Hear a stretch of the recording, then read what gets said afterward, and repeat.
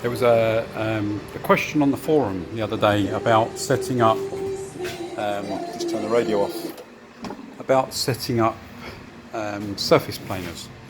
And there was a question about whether you set the cutter, when it's at top dead center, level with the outfeed table, or someone called it, I think, a gnat's cock higher.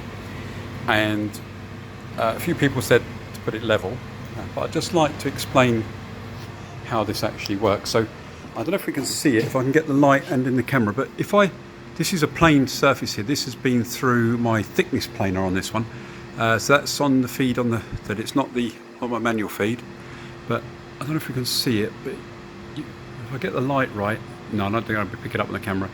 But what you can see there is that each one of these little, I don't think we can see this at all actually, you have to accept my word for it, there are little lumps, little humps, scallops in the surface here, where the blade in effect has come and it's scalloped out the wood and left a series of these scallops in the surface. And each one of those, I think just, yeah, you can see it there. I don't know if you can see that, just there.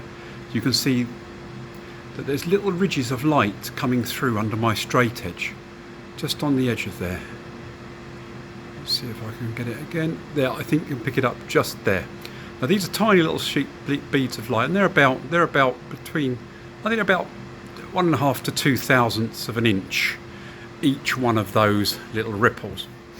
And if you have something like a DTI, what you can do is you can rig up your straight edges. Now forgive me for this, because this is not a very good surface planer. This is all sheet metal, and it's pretty crap, to be honest, but this is a DIY machine.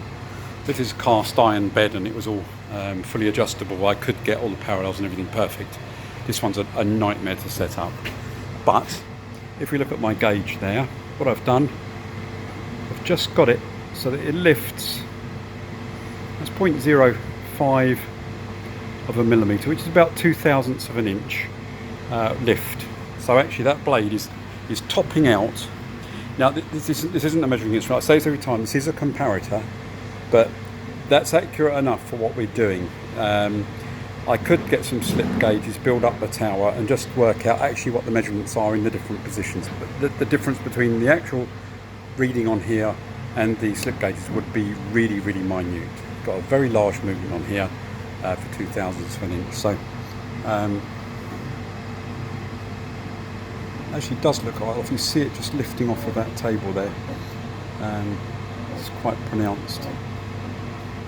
So, anyway, that setting, so it's 0.05 millimeters